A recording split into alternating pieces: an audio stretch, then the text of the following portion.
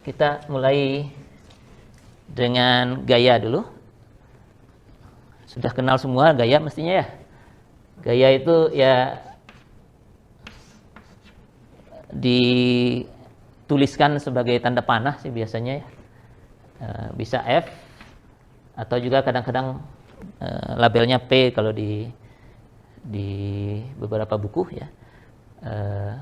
Ini merupakan besaran vektor ya.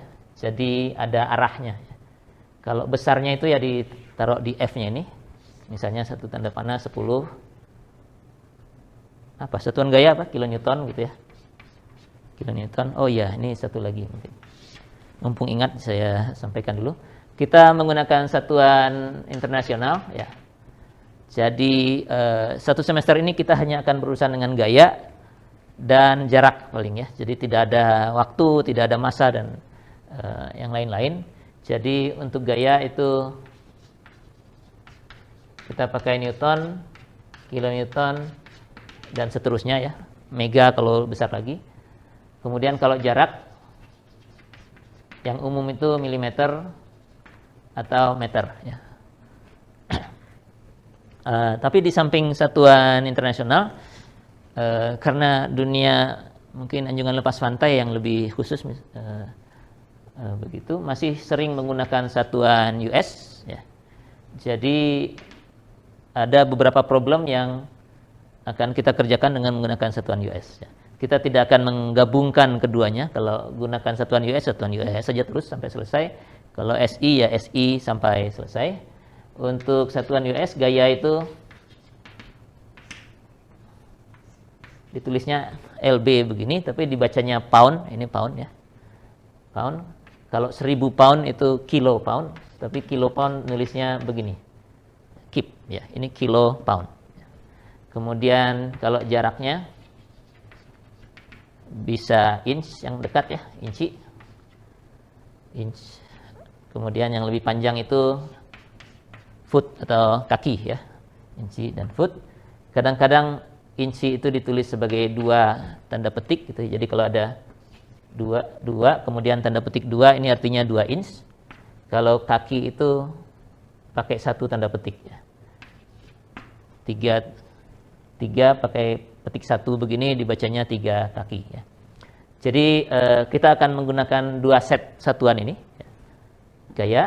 Gaya dan jarak dalam satuan internasional, Newton, kilonewton, meganewton dan seterusnya. Jarak umumnya meter kalau jarak yang jauh, milimeter kalau ukuran penampang biasanya. Jadi meter dan milimeter yang umum. Dalam satuan US, pound, kilo pound, inci dan kaki untuk jarak ya. Nah, kembali ke sini. Jadi besarnya gaya biasanya dituliskan bersama gaya itu. Kalau sudah diketahui ya angkanya ditulis. Kalau belum diketahui namanya saja F atau P. Dan arahnya ditunjukkan oleh panah itu ya. Operasi gaya harusnya juga sudah Anda kenal sebelumnya.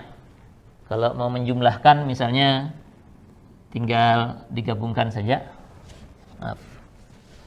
F yang ini mau digabungkan ditambahkan dengan P ini misalnya ya tinggal tuliskan saja F-nya di sini lalu P-nya arahnya kemana tuh? Ke sana gitu, mudah-mudahan sama panjang ya, kurang lebih seperti inilah ya, F dan P. Kemudian kita lengkapkan jajaran genjangnya ya. Jadi di ujung P bikin garis yang sejajar dengan F, terus di sini bikin garis yang sejajar dengan P. Jumlahnya ada di sana gitu ya.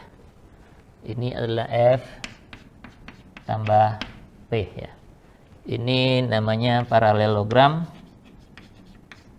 Paralelogram rule ya, aturan jajaran genjang ya. Jadi kalau mau menjumlahkan 2 vektor gaya, gabungkan saja keduanya di pangkal vektornya di sini, kemudian bikin lengkapi jajaran genjangnya dan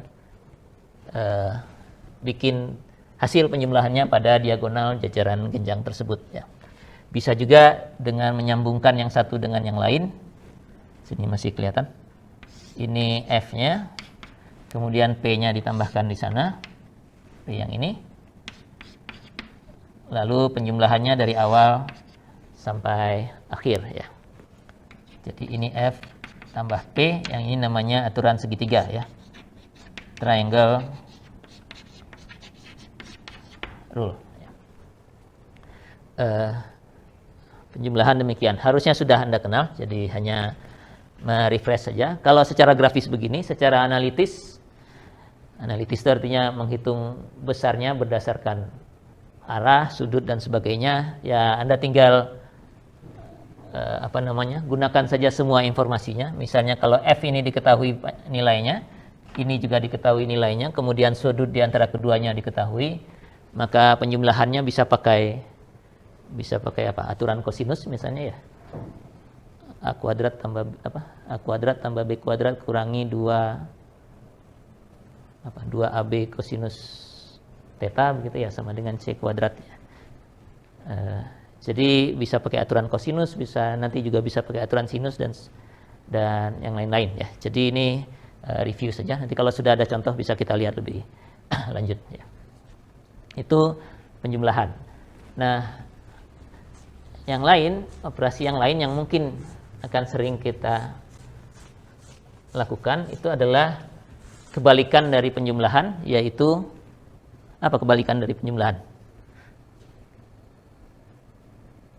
Ada yang mau ngomong? Apa? Pengurangan? Pengurangan itu nggak persis kebalikan sebenarnya ya.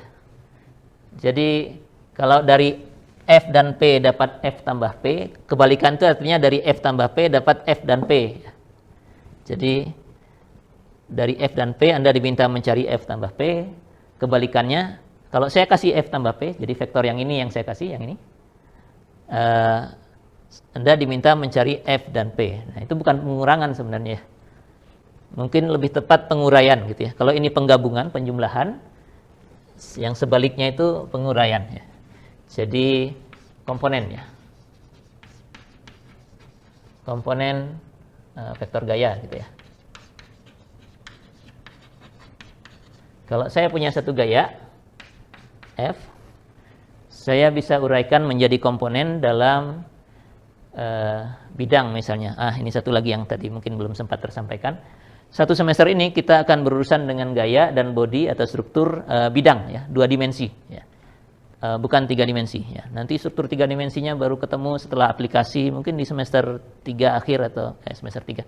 Angkatan tahun ketiga akhir atau tahun keempat ya. Jadi selama semester ini semester depannya lagi itu kita hanya berurusan dengan bangunan 2 dimensi ya. Jadi gaya pun kalau mau diuraikan menjadi komponen-komponennya cukup dalam 2 dimensi. Nah, dalam 2 dimensi komponen gaya itu cukup diuraikan ke 2 sumbu, misalnya sumbu X gitu ya, dan Y.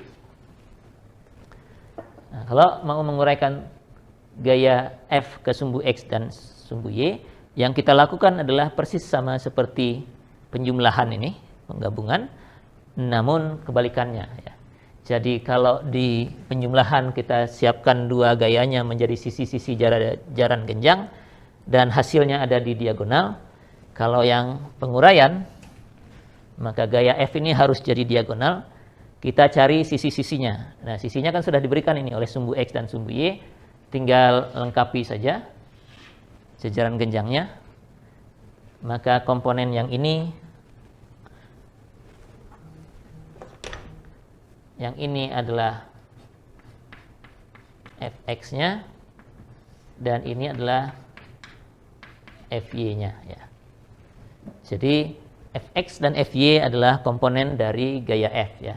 Kalau dibalik ke arah penjumlahan yang di sana, kita bisa tuliskan Fx vektornya ditambah Fy secara vektor itu sama dengan F begini ya. Jadi dari sini ke sana penjumlahan, dari F ke Fx dan Fy namanya penguraian atau komponen ya. 2 ini adalah komponen. Nah, komponen tidak selalu harus dibuat ke sumbu X dan Y yang kartesian yang umum seperti ini ya. Seringnya begini, tapi tidak selalu ya. Bisa saja gaya F ini diuraikannya ke sumbu yang misalnya X-nya tetap di sini, terus Y-nya ke sana misalnya ya. bisa-bisa saja gitu ya. Mungkin saja nanti kita perlu melakukan itu. Ya. Nah kalau begini kita tetap lakukan hal yang sama, ya. Seperti kebalikan dari penjumlahan vektor ini. Diagonal dari jajaran genjangnya adalah F, sisi-sisinya adalah sumbu-sumbu ini, sehingga sisi yang lain tinggal dilengkapi saja. Jadi kalau satu sisinya sejajar sumbu Y yang miring begini, sisi yang ini juga harusnya sumbu Y yang miring. Lalu X-nya horizontal di sini, sisi yang satunya juga horizontal. Kita sudah dapatkan jajaran genjang yang diagonalnya F, dan komponen Fx-nya akan jadi yang ini. Ini Fx, dan ini adalah Fy, ya. Nah, rule-nya tetap sama. Fx tambah Fy harus sama dengan F, ya. Jadi kalau satu vektor diuraikan jadi komponen-komponennya, maka setelah kita dapatkan komponennya, kalau dijumlahkan hasilnya harus vektor yang awal tadi, ya. Fx tambah Fy-nya harus jadi F, ya. Jangan sampai yang terjadi begini, mungkin ini X, ini Y, ini X, ini F-nya. Lalu yang Anda lakukan, ini ke sini, ini tegak lurus begitu, ini ke sana gitu misalnya. Ups, warnanya salah. Satu ke sini, satu ke sana misalnya, ya. Oke. Ini tegak lurus, ini juga tegak lurus, ya. Ini bukan komponen, ya. Kalau ini F, ini Fx, ini Fy. Fx dan Fy ini bukan komponen dari F, ya. Karena kalau kita jumlahkan Fx tambah Fy, nggak jadi F dia, ya. Jadinya vektor lain, ya. Nah, pekerjaan yang begini namanya apa? Ada yang tahu namanya? Ambil ujung F ke bawah, tegak lurus di sini. Kemudian ke sana, ke arah sumbu Y, tegak lurus juga. Yang ini namanya apa? Nggak ada yang ingat? Ini namanya proyeksi, ya. Ya.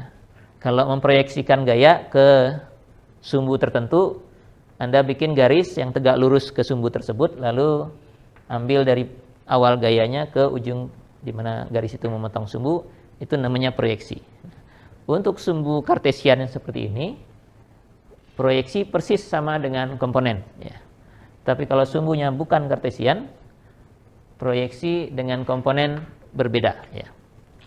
Nah, di kelas ini kita paling hanya akan melakukan penguraian dengan komponen. Proyeksi enggak, ya. Proyeksi mungkin di gambar teknik barangkali, ya.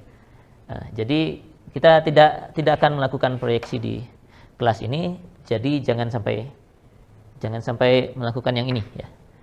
Komponen itu seperti ini, ya. Bisa juga mungkin lebih ekstrimnya, mungkin kalau gayanya di sini, kemudian satu sumbu ke sana, satu sumbu ke situ misalnya. Ini sumbu A, masih kelihatan, ya. Ini sumbu B. Demikian. Komponen dari F terhadap sumbu A dan sumbu B, rule-nya sama, gunakan jajaran genjang. F-nya jadi diagonal, sisi-sisinya adalah sumbu-sumbu ini, ya. Jadi sumbu B ini salah satu sisinya, sumbu A salah satu sisinya. Sisi lainnya tinggal dibuat sejajar aja. Ini A, ini sejajar. Ini B, ini yang ini B-nya masih horizontal, ya. Saya ganti B-nya deh.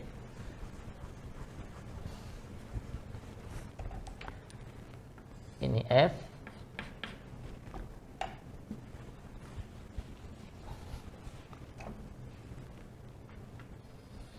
Ini A. Ini B, gitulah misalnya, ya. Jadi kita mau menguraikan F menjadi FA dan FB. F komponennya di sumbu A, FA, dan komponen gaya F di sumbu B, FB. Diagonalnya ini, sisinya adalah A dan B. Jadi tinggal bikin garis yang sejajar dengan sumbu A di ujungnya. Di sini, ini ujung vektornya. Sejajar. Kemudian sejajar dengan sumbu B juga di ujungnya. Begitu. Dan kita akan dapatkan ini adalah FA, ya. Yang ini jadi FB, ya. Jadi ini kelihatan ya. Ini tadi garis yang ini kurang kelihatan. Ini garis yang sejajar dengan sumbu B ya.